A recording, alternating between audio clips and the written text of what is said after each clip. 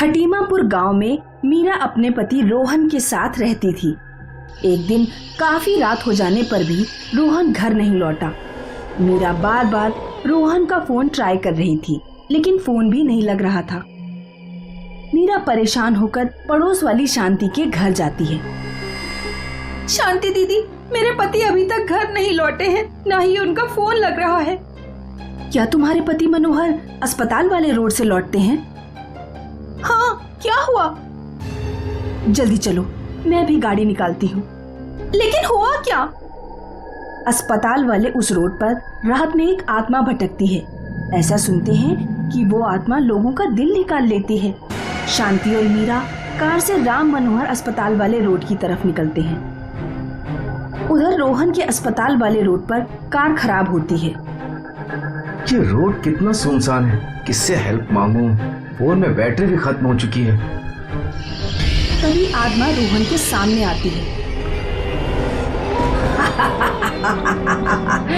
तेरी गाड़ी मैंने खराब की है, अब मैं तेरा दिल निकालूंगी।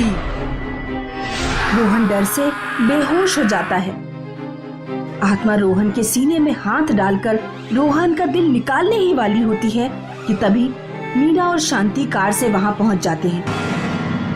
शांति चुड़ैल पर गंगा जल छिड़क देती है। आ जा रही हूँ, लेकिन जैसे ही मौका मिलेगा वापस आऊंगी। ऐसा कहकर आत्मा वहां से चली जाती है। मीरा रोहन के मुंह पर पानी के छींटे मारती है। रोहन को होश आ जाता है। तीनों लोग घर पहुंचते हैं। दीदी, वो आत्मा लोगों का दिल क्यों निकालती है? 8 साल पहले की बात है। मनोहर अस्पताल वाले रोड पर एक नवविवाहित जोड़े का एक्सीडेंट हो गया था। लड़की किसी तरह लड़के को अस्पताल लेकर पहुंची। लड़का जिंदा था, लेकिन डॉक्टर्स ने चालाकी कर ली। डॉक्टर्स ने लड़के को मृत घोषित कर दिया और लड़के का दिल निकालकर अंग तस्करों को बेच दिया। लड़की ने अस्पताल वालों पर केस किया, लेकिन केस हार गई। अपने पति को खोने और न्याय न मिल पाने के कारण लड़की ने आत्महत्या कर ली। तब से उसकी आत्मा उस अस्पताल वाले रोड पर भटकती है। वो अस्पताल की 2 डॉक्टर्स को मार चुकी है, 3 अभी बाकी हैं। उन तीनों ने अपने घर पर तांत्रिकों का पहरा लगवा रखा है। अब जो भी उस अस्पताल वाली रोड पर फंस जाता है, आत्मा उसका दिल निकाल लेती है। चलो, बहुत रात हो गई है, अब मैं सोने जा रही हूँ। शांति अपने घर सोने चली जाती है। मीरा और रोहन अपने घर आकर सो जाते हैं। कुछ घंटों बाद मीरा अचानक से उठ जाती है और अजीब अजीब हरकतें करने लगती है।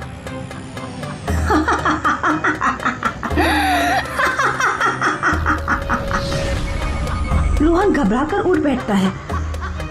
मीरा, मीरा ये क्या कर रही हो? क्या हो गया है तुम्हें? मीरा टेबल पर पड़ा चाकू उठाती है और रोहन पर हमला करने के लिए दौड़ती है। तू उस समय तो मुझसे बच गया, लेकिन अब नहीं बचेगा। रोहन दौड़कर कमरे से बाहर जाता है और मीरा को कमरे में ही बंद कर देता है। मीरा अंदर कमरे में भयानक तरीके से चिल्लाती है। रोहन शांति का दरवाजा खटखटाता है।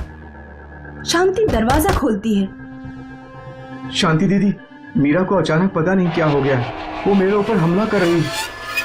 लगता है वो अस्पताल वाले रोड की आत्मा मीरा के शरीर में घुस गई है। मैं अभी फोन करके तांत्रिक को बुलाती हूँ। शांति फोन करती है और तांत्रिक को बुलाती है। कुछ देर बाद तांत्रिक आता है और दरवाजा खोलता है। कौन है तू और इन लोगों को क्यों सता रही है? चुप कर बुड्ढे, कुछ नहीं बताऊंगी मैं तुझे। अगर नहीं बताएगी तो मैं तुझे हनुमान चालीसा पढ़कर भस्म कर दूंगा। मैं अल्पना हूँ। उन डॉक्टर्स ने मुझसे मेरे पति को छीन लिया। हम दोनों एक दूसरे से बहुत प्यार करते थे।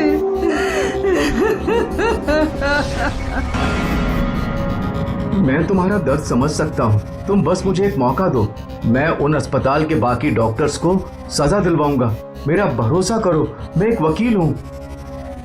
जब आज तक मुझे न्याय नहीं मिला तो अब क्या मिलेगा? प्लीज मुझे एक मौका दो खुद को साबित करने का और मेरी पत्नी को छोड़ दो। ठीक है, मैं तुम्हें एक मौका देती हूँ। अगर उन डॉक्टर्स को तुम सजा नहीं दिलवा पाए तो मैं वापस आऊंगी। इतना कहकर आत्मा मीरा के शरीर को छोड़ देती है। रोहन अस्पताल के डॉक्टर के खिलाफ केस लड़ता है और तीनों डॉक्टर्स को फांसी की सजा दिलवाता है। तब आत्मा हमेशा हमेशा के लिए गायब हो जाती है। मीरगंज में आज मेघना की शादी थी। मेघना के पिताजी सेठ रायचंद बहुत डरे हुए थे। रायचंद के दोस्त राघव गुप्ता रायचंद के घर पहुंचते हैं। अरे रायचंद, ये किस तरह की शादी हो रही है गांव में? बिल्कुल सन्नाटा है, कोई रौनक नहीं है। दोस्त क्या बताऊं, इस गांव में कटे हाथों वाली चुड़ैल का साया है। कटे हाथों वाली चुड़ैल? पिछले कई सालों से जब भी गांव में किसी लड़की की शादी होती है तो वो चुड़ैल गांव में आती है और दुल्हन के हाथ काट कर ले जाती है। अच्छा, तो ये बात है, तभी तुम गांव के लोग इतना डरे हुए हो। लेकिन तुम चिंता मत करो, मैं एक साइकियाट्रिस्ट हूं। मैं भूतों के बहुत से केस हैंडल कर चुका हूं। तभी अचानक से मेघना दौड़ते हुए आती है। क्या हुआ बेटी, इतनी घबराई हुई क्यों हो? पापा जल्दी चलिए, चुड़ैल अपने पैरों से हमारे टॉमी का गला घोट रही है। रायचंद, मिस्टर गुप्ता और मेघना दौड़कर जाते हैं। तब तक चुड़ैल टॉमी को मारकर जा चुकी होती है। तीनों बहुत दूर एक घर में चुड़ैल को घुसते हुए देखते हैं। यहाँ चुड़ैल की एक झलक दिखाई देती है। रायचंद और गुप्ता चुड़ैल का पीछा करते हुए उस घर में पहुंचते हैं, लेकिन चुड़ैल उस घर के सारे लोगों को भी मार चुकी होती है। घर की फर्श पर सारे लोगों की लाशें पड़ी होती हैं। कटे हाथों वाली चुड़ैल रायचंद्र और गुप्ता के सामने आती है। आओ मीरचंद के जालिमों, इस गांव में जिस लड़की की भी शादी होगी उसे अपने हाथों की बलि देनी पड़ेगी। आज तुम्हारी लड़की की बारी है रायचंद्र। लेकिन क्यों? तभी अचानक चुड़ैल गायब हो जाती है और बाहर से मेघना के चीखने की आवाज आती है। पापा बचाओ, बचाओ! रायचंद्र और गुप्ता बाहर भागते हैं। जब तक वे दोनों मेघना के पास पहुंचते हैं, चुड़ैल मेघना के दोनों हाथ काटकर ले जा चुकी होती है। रायचंद्र रोने लगता है। मेरी बेटी, वो जालिम चुड़ैल मेरी बेटी के दोनों हाथ ले गई। कोई गांव वाला बचाने नहीं आया। भगवान, ये तूने क्या किया? तभी गुप्ता की नजर धरती पर पड़े एक फटे हुए कपड़े पर पड़ती है। रायचंद, रोना बंद करो। ये देखो, चुड़ैल की साड़ी का कपड़ा लगता है। ये किसी चीज से फंसकर फट गया है। तो अगर किसी चुड़ैल के कपड़े में हनुमान की मूर्ति लपेट कर रख दो तो उसे अपने काबू में किया जा सकता है। तुम अपने घर से एक हनुमान की छोटी मूर्ति ले आओ, हो सकता है तुम्हारी बेटी के हाथ वापस मिल जाए। मिस्टर गुप्ता चुड़ैल के कपड़े में जैसे ही हनुमान की मूर्ति लपेटते हैं, वैसे ही चुड़ैल की रो रोकर चिल्लाने की आवाज आने लगती है।